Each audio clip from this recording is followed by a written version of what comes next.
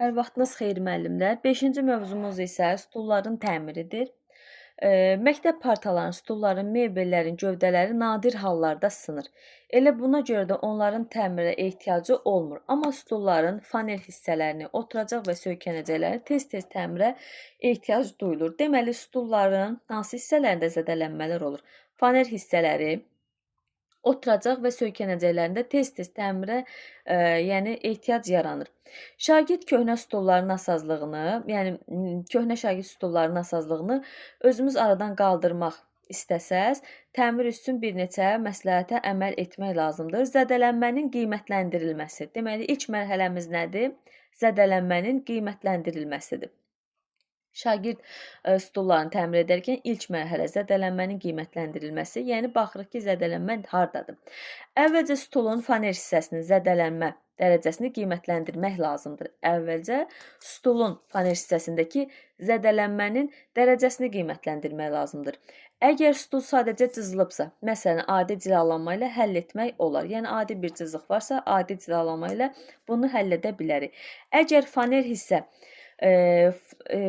faner mexaniki zədələnmədən və rütubətdən təbəqələrə ayrılıbsa, əgər faner deyil, rütubətdən, mexaniki zədələnmədən qırılıbsa, laylara ayrılıbsa, onu təmir etmək isə artıq bir qədər çətinləşir. Bu halda təmir stulun ömrünü yalnız bir neçə ay uzadacaq. Amma bu fanerin tilişkələnməsi məktəbli geyimini zədələnməyə, yəni zədələnməyə başlayacaq və cırılmış, didilmiş məktəbli geyiminin təmiri isə fanerin lövhəciyinin dəyişdirilməsindən baha başa gələcək. Yəni deyək ki, bunu belə deyək, sadə bir təmir edə bilərik, amma bu onun belə deyək də əsas təmiri deyil.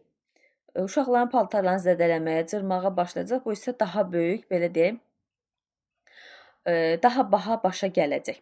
Məktəbli stulların əsas hissəsi şagirdin ayaqları istiqamətlənən tərəfdir. Deməli, məktəbli stulun əsas hissəsi hansıdır? Məktəbli stulunun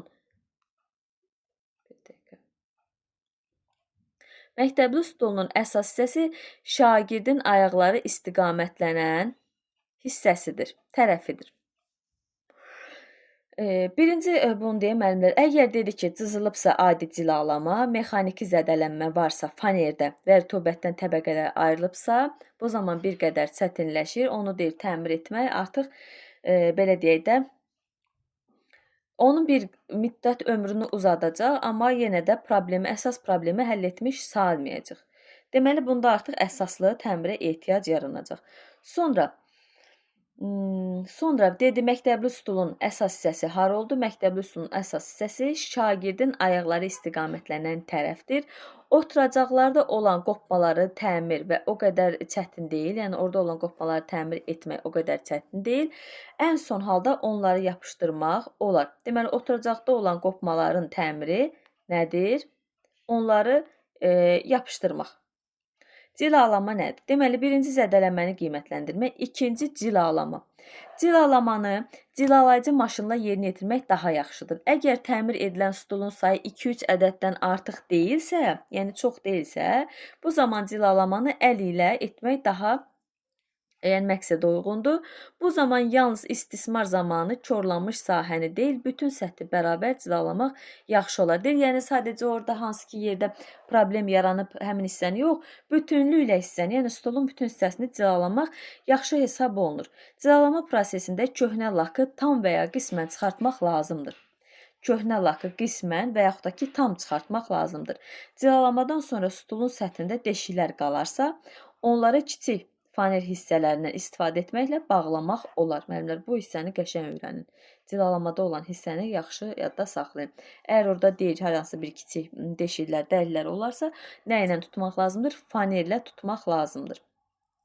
Neçə stuldan artıq olmasa, onu deyil, əl ilə cilalamaq olar. 2-3 ədəddən artıq deyilsə. Təmir zamanı epoksit və yaxud da ki, PV yapışqanından istifadə olunur. Deməli, epoksit və PV nədir? Taxta detalları yapışdırmaq üçün istifadə edilən bir yapışqan növüdür. Deməli, təmir zamanı, stulların təmiri zamanı epoksit və PV yapışqanından istifadə edilir. Sonraki mərhələ laklamadır. Laklama nədir? Məktəb mebelinin üzərini nitroselluloz lakı ilə örtürlər. Lak parlaqdır və demək olar ki, səthə dərhal hopur. Olur ki, testlərə düşür ki, məktəb stullarının səthini hansı lakla örtürlər? Deyirsiniz ki, nitroselluloz lakı ilə örtülür. Nitroselluloz lakı ilə örtülür. Ev temperaturunda çox tez, təxminən 2 saata quruyur. Deməli, nitroselluloz ev temperaturunda 2 saata quruyur. Bəs stulları neçə dəfə laklamaq lazımdır? Testlərə düşür. Stulları 3 və yaxud da ki, 4 dəfə laklamaq lazımdır. 3-4 dəfə laklamaq lazımdır. Lakin bir neçə dəfə sürtülərsə qopuqlara, çatlara daha yaxşı yayılır. Stulu mexaniki, termiki və rütubət zədələnmələrindən qarşı dayanıqlı edir. Deməli, biz bunu boyada da keçmişdik, yadınızdadır, səhər 6-cı sinifdə demişdik ki, zədələnmələrdən qoruyur, rütubətdən qoruyur, çatdan qoruyur. Adətən boyalar, laklar bu məqsədlə istifadə olunur. Rütubət, zədələnmələr, çatlar bu məqsədlər üçün istifadə edilir, həmçində stulu daha da dayanıqlı vəziyyətə gətirir. Əgər çox təbəqəli laklanmada çətinlik yaranarsa, onda bizə PF 283 mebel lakından və PF 231 parket lakından istifadə etmək lazım gələcək. Əgər sadə deyilsə ki, hansı lakdan? Sadəcə sadə lak desək, nitroselluloz lak deyirik. Əgər bizə desə ki, bir neçə qat laklamaq lazım gələrsə, hansı laklardan istifadə edirik? Onda deyirik ki, PF 283 mebel lakından və PF 231 parket lakından. Bu zaman isə deyək ki, həmin bu lakı qurutmaq lazım gələcək və lak 48 saata qismən quruyur, amma 7 gündə isə tam bərkiyir. Deməli, müəllimlər, hansı ki PF 283 və PF 231 lakı 48 saata qismən, yəni tam qurumur, amma 7 gün isə tam quruyur. Lakin nitroselluloz lakı isə otaq temperaturunda 2 saata quruyur. Laklama zamanı əl altında hərəsindən bir banka olmaqla lak həllediciləri və OH-spirti durulaşdırıcısı Deməli, həlledici olaraq OH-spirtindən durulaşdırıcı olmalıdır. Həlledici lakın qatlığını lazımi tərkibə çatdırmaqla, OH-spirt isə durulaşdırıcısı ilə döşəməyə və paltarlara düşən lakları silməyə kömək edəcək. Deyir ki, yəni həlledici lakın qatılığını daha doğrusu, həlledici lakın qatılığını lazımi tərkibə gətirəcək. Amma OH-spirti durulaşdırıcısı isə döşəməyə və paltara düşən ləkələri silməyə köməklik göstərəcək. Yəni hər ikisi də olmalıdır.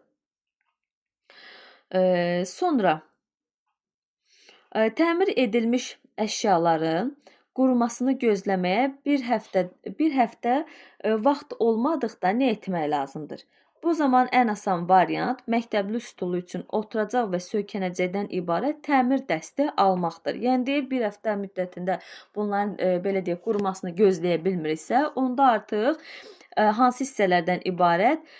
Bu zaman məktəbli stulu üçün oturacaq və söykənəcəkdən ibarət təmir dəsti almaq lazımdır. Oturacaq və söykənəcəkdən ibarət.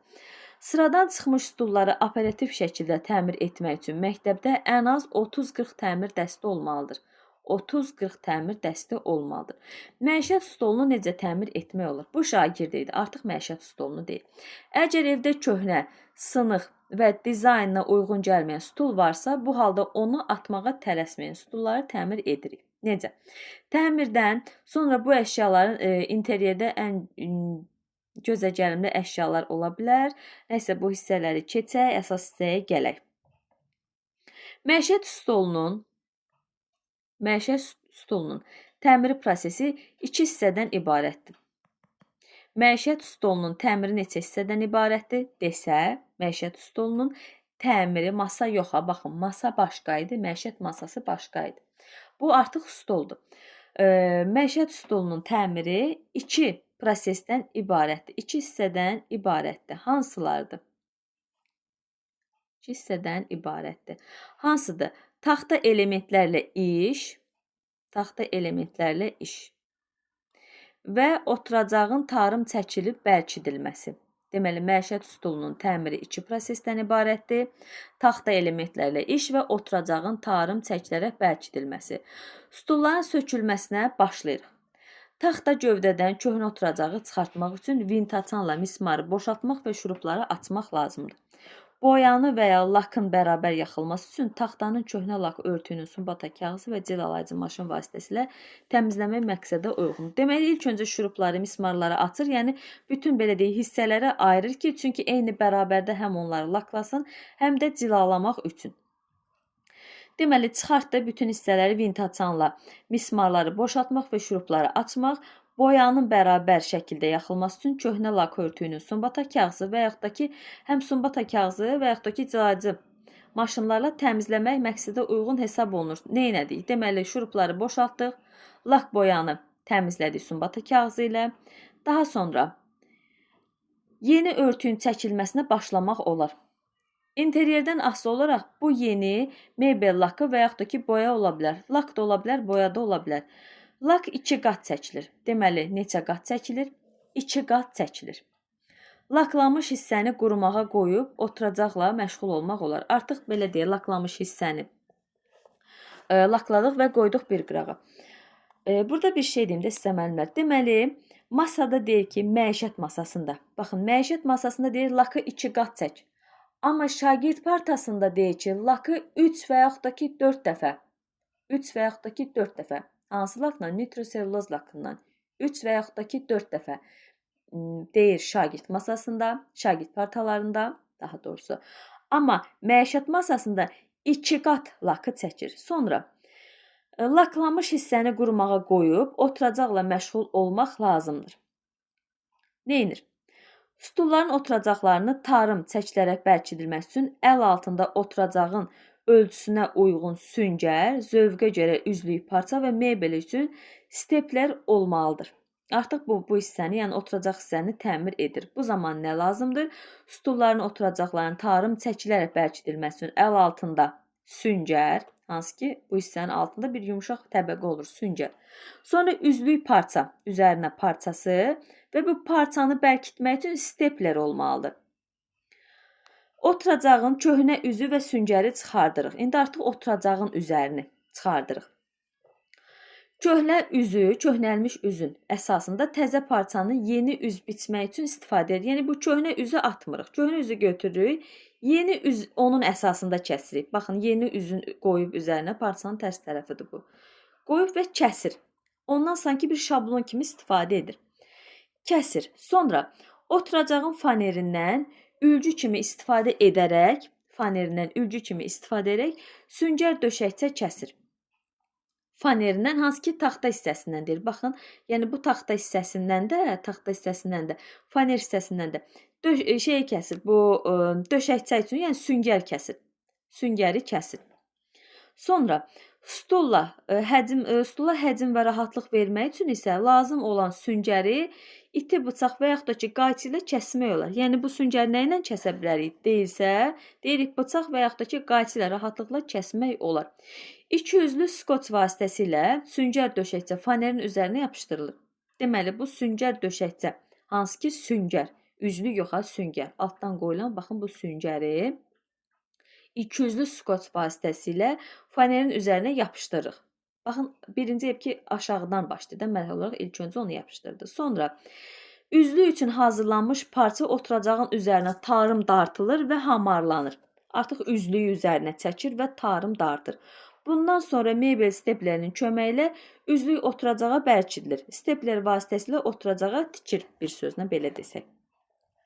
Üzlüyün səliqəli görünməsi üçün pərçimləri bir-birinə yaxın vurmaq lazımdır. Yəni o steplerin belə deyək, hansı ki iynələrini bir-birinə yaxın şəkildə vurmaq lazımdır ki, o örtük daha da səliqəli görünsün. Sonra isə iynə və sapın köməyi ilə oturacağın bütün qatlarını əllə tikib səliqəyə salmaq lazımdır. Hansı ki orada artıq parçalar qalır. Stepləri vurduqdan sonra altdakı parça var, üzlük. Həmin hissəni də iynə ilə səliqəli formada tikib əli ilə səliqəyə salmaq lazımdır. Stepler nə idi? Stepler parçanı metal pərçimlər vasitəsilə taxtaya bərkitmək üçün bir mexaniki alətdir. Stepler. Sonra ən sürətli və xoşa gələn mərhələ hansı mərhələdir? Ən xoşa gələn və sürətli mərhələ yığım mərhələsidir. Bu mərhələdə şuruf və xırda mismarların köməyi ilə oturacağın hazır hissələri birləşdirilir. Deməli, nə olur? Şuruf və xırda mismarların köməyi ilə həmin hissələr, oturacağın hazır hissələri birləşdirilir. Qeyd etmək lazımdır ki, uzun müddət işlənən mebel köhnəlir, stul kətillərin köhnədən tilləri və ayaqları boşalır və qırılır. Köhnə stulların sadə təmiri yapışqan və taxta pazların köməyi ilə yerinə yetirmək olar. Deməli, köhnə stulların sadə təmiri nədir? Köhnə stulların sadə təmiri yapışqan və taxta pazların köməyi ilə yerinə yetirilir. Yapışqan və taxta pazlar sadə stullarda. Əgər stulun və yaxud da ki, kətilin köndələn tili boşalıbsa, onda nə edirik? Onu çıxarır. Sonra tirin baş tərəfi çərtilir və ona kiçik ölçülü oduncaq paz vurur ki, sanki o belə dedi, orada yaranan o boşluğumu deyim, həmin hissəni doldurmaq üçün. Bu zaman paz bir qədər tirdən kənara çıxmalıdır. Daha sonra yapışqan sürtülmüş pazla birlikdə köndələn tiri deşiyə geydirir və mebelin səthini korlamamaq üçün çəkicin döyəclənən hissəsinə altına taxta tircik qoyaraq yerinə tam oturanadək vururlar. Belə müəllimlər, bu köndələn tirin təmiri idi. Yəni boşalıbsa, hansı mərhələlərdən keçmək lazımdır? Bunu da özünüz belə deyim, oxuyarsınız, yaxşı, sadə bir şeydir. Belə, müəllimlər, bu dərsdə bu qədər.